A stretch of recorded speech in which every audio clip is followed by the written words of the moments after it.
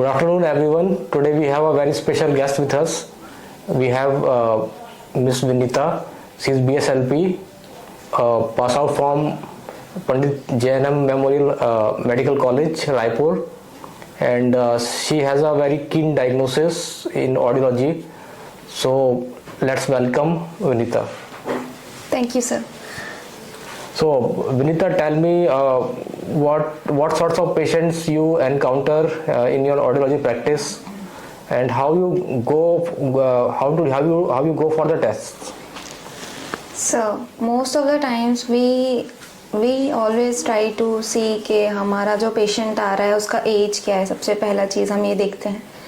और टेस्ट जो हम लोग करते हैं सबसे पहला वो है PTA, that is pure tone audiometry.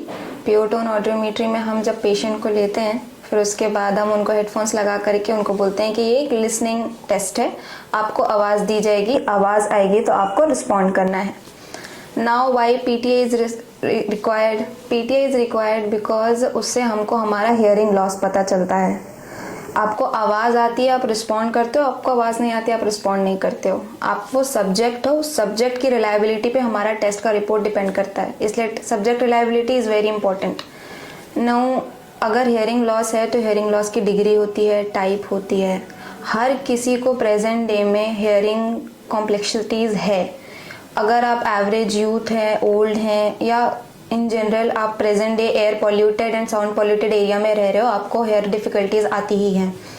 Now if you are having difficulties you have to go for a screening test. What is a screening test? What I told you just now, PTA को हम screening और diagnostic दोनों के form में कर सकते हैं.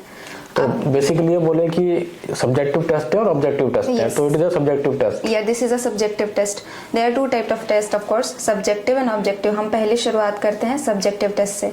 Subjective test of course PTA में आप रिस्पॉन्ड करोगे, हम उसे नोट करेंगे, फिर उसके बाद हम आपको रिपोर्ट समझाएंगे. This is how we do PTA. और डिफरेंट टाइप्स की ऑडियोमेट्री के बारे में बता सकते हैं. ऑडियोमेट्री में सिर्फ PTA नहीं होता, वो एक अप्रोच है, टीम अप्रोच टेस्ट है. नाउ वो उसमें हम बिगिन करते हैं PTA से. अगर वो अडल्ट है तो, अगर बच्चा है तो BOA, उससे पहले VRA, visual reinforcement audiometry, behavioural observational audiometry, pure tone audiometry, impedance audiometry. ये अभी तक के हम सब्जेक्ट की बात कर रहे हैं. Now we get into object. Now object is impedance audiometry and BERA, brain stem evoked response audiometry. ये जो टेस्ट है इसमें हम पेशेंट का रिस्पॉन्स नहीं देखते कि वो कैसा हमें रिस्पॉन्ड कर रहे हैं. इनफैक्ट हम उन पर इलेक्ट्रोड्स लगा करके खुद मॉनिटर करते हैं और फिर स्क्रीन में सारी डायग्नोसिस आ जाती है and then we do it. This is also. Screening के लिए क्या टेस्ट करते हैं आप? सपोज कि आज एक बच्चा पैदा हुआ है और उसको हमको स्क्रीन करना है कि वो हियरिंग उसमें है कि नहीं है. For that we do OAE, that is otoacoustic emissions. Otoacoustic emissions में हम अगर न्यूबॉर्न बेबी हुआ है तो this is mandatory for every child who is born now. जो भी बच्चा पैदा हुआ है उसको स्क्रीनिंग हियरिंग कराना जरूरी ही है, उसका OAE होना जरूरी ही है. उसमें हम प्रेजेंट या एब्सेंट देखते हैं. हमको लॉस का डिग्री नहीं पता चलता, कितना लॉस है पता नहीं चलता, लेकिन लॉस है या नहीं है ये अनुमानिकता हमें पता चल जाती है. तो सपोज आपने 24 घंटे में एक बार OAE कर दिया, उसके बाद सपोज कि वो रेफर आ गया है जी, तो फिर क्या करते हैं?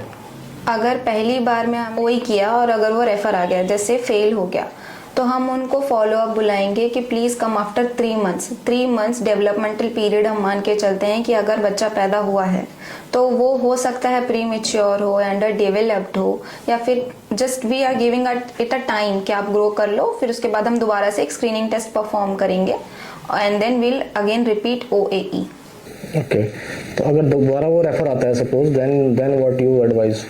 सर अगर वो दोबारा से फेल हो गया तो we have to get into diagnostic terms. Now diagnosis gets involves BERA. फिर हम बच्चे का बेरा करेंगे क्योंकि early intervention is very important in case of children.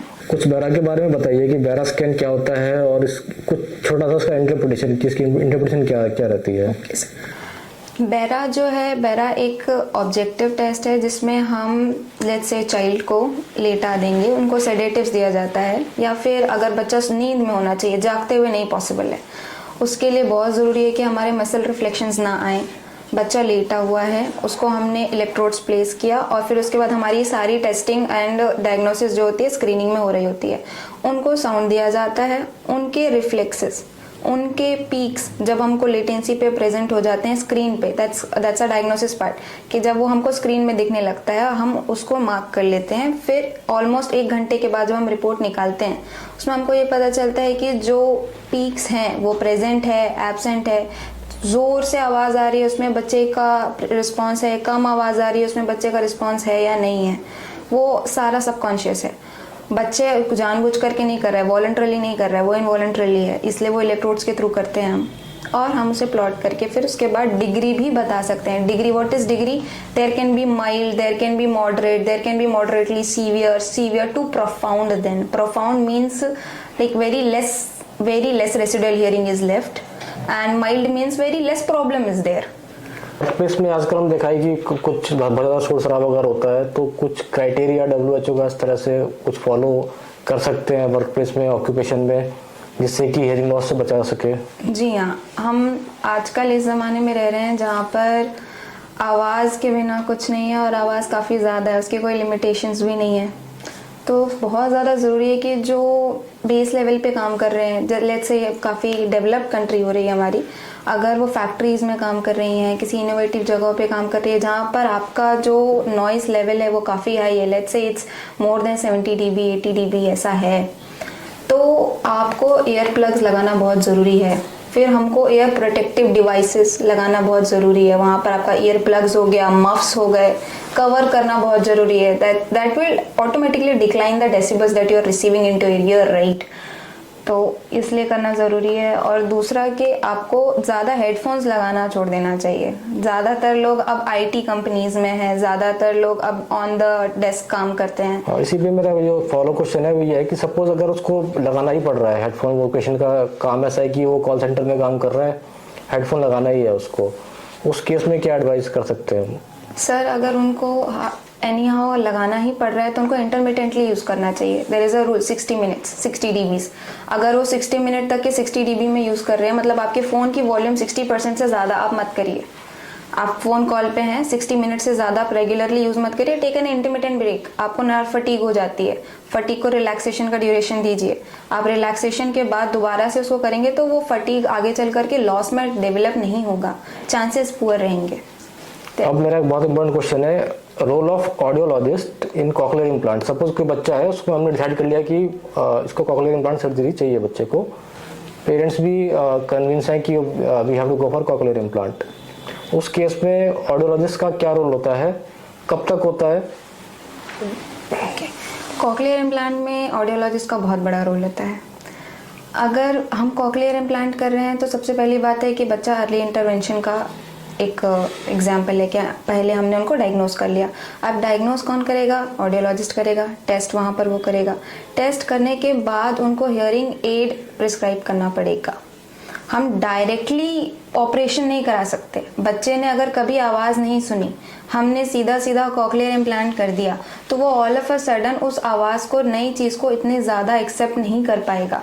तो हमको पहले उनको रिहैबिलिटेट करना पड़ेगा थ्रू अ हियरिंग एड। पहले हम किसी भी बच्चे में, लेट्स से उसको प्रोफाउंड हियरिंग लॉस है, तभी हम कॉक्लियर इम्प्लांट के लिए जा रहे हैं, तो प्रोफाउंड हियरिंग लॉस को भी हम लोग एक सुपर पावर हियरिंग एड लगाएंगे।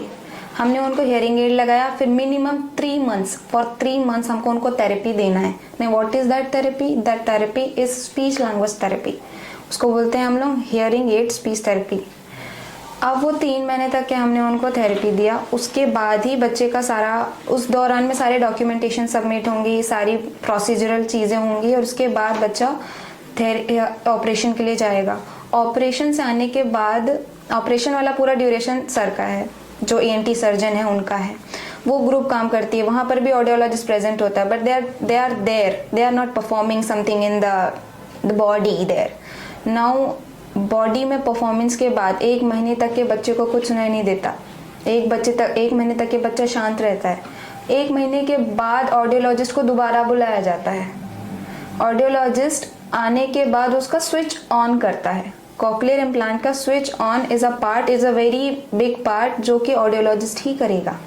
इसलिए ऑडियोलॉजिस्ट और ईएनटी का ये कॉम्बिनेशन या फिर इनको साथ में रह करके उस बच्चे के साथ रहना, ये टीम अप्रोच का काम है। अकेला ईएनटी या अकेला ऑडियोलॉजिस्ट पूरा कॉक्लियर इम्प्लांट नहीं संभाल पाएगा। इनफैक्ट उस स्विच ऑन के बाद की जो थेरेपी है वो भी पूरी ऑडियोलॉजिस्ट और स्पीच थेरेपिस्ट के हाथ में है कि अब उनका स्पीच आने के लिए उनको फिर से एक काफ़ी लंबा ड्यूरेशन लगेगा। उसके लिए बोलते हैं auditory verbal therapy, AVT। Now it is not speech therapy like HT speech therapy, now it is AVT। वो भी आगे चलेगी और फिर बच्चे पे हम लोग ग्रोथ की मतलब उम्मीद करेंगे। अब वर्ड हियरिंग डे आने वाला है फर्स्ट वीक ऑफ मार्च में, तो उसके लिए आप क्या संदेश देना चाहते हैं? आप what is your message to the masses और the population? To the whole population on this very occasion of 3rd March, that is world hearing day, जो हम लोग कॉलेज टाइम से काफ़ी धूमधाम से सेलिब्रेट करते आ रहे हैं, जो आप लोगों को बिल्कुल नहीं पता होगा। मेरी एक छोटी सी रिक्वेस्ट रहेगी कि प्लीज़ प्लीज़ प्लीज़ अब सब के सब जितने भी इस वीडियो को देख रहे हैं और जितने भी अवेयर हैं, अपना हियरिंग टेस्ट करा लें। आपको आपके कान में ज़रूरी नहीं है कि बिल्कुल आवाज़ नहीं आ रही तभी हियरिंग लॉस है। कभी कभी हार्ड ऑफ हियरिंग, रिपीटिशन, कान में सन की आवाज़ आना, ये सारी चीज़ें छोटी छोटी इंडिकेशंस होती हैं। ये छोटी छोटी इंडिकेशंस कई बार मैसिव प्रॉब्लम्स ला सकती हैं। तो specially on this occasion please आप लोग अपने कान का ध्यान रखें, ज़्यादा लाउड नॉइसेस से दूर रहें, कॉन्टिन्यूस एक्सपोजर ऑफ एयरपॉड्स है, ईयरफोन्स, इनसे दूर रहिए और एक ना एक बार प्लीज़ आप टेस्ट करवा लीजिए। The test name is PTA, but along with the consultation of ENT it will work the best. Thank you. So बहुत ही अच्छा लगा आपसे बात करके और बहुत ही जानकारी प्राप्त करी हमने और सबने। आगे भी we will continue on this part. Thank you. Thank you, sir.